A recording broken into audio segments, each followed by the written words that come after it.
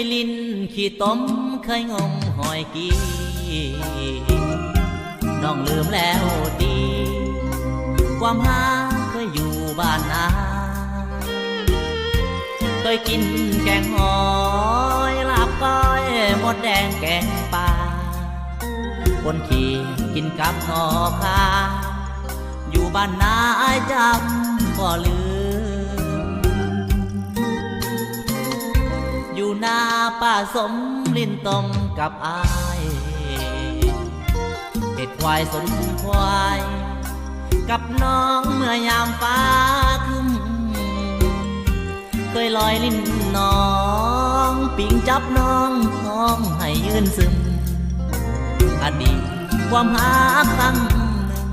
คิดขนึงเมื่อข่าวยาวไว้บัดนี้หาที่จะพัดพากไปคนละบอนหัวใจอ้อนเมื่อตอนจักจันเลไล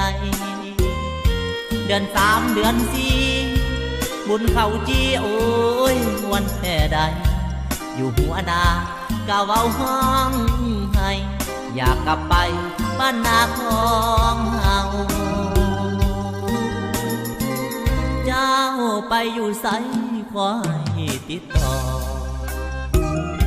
นัดกันเมื่อพอ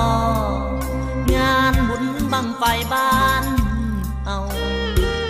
อายกะสิเมื่อน้องก็ให้เมื่อพ่อกันคือเก่าอยู่ห้องว่าบ้านนาคอยเจ้ากินลำเนาเมื่อข่าวยังน้อย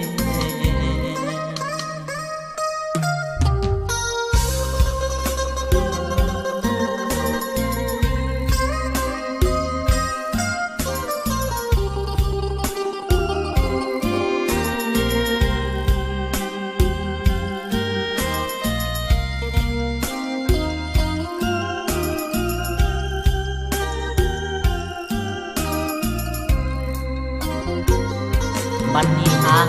ที่จะพัดพากไปคนละบอน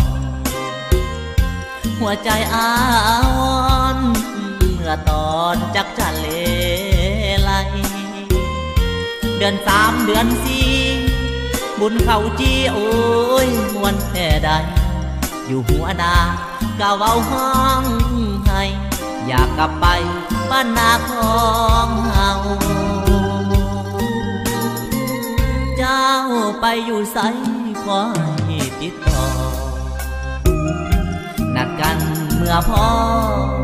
งานบุญบังไฟบ้านเอาอายกะสิเมื่อน้องก็ให้เมื่อพ่อกันคือเก่าอยู่ห้องว่าบ้านนาคอยเจ้ากินลำเนาเมื่อ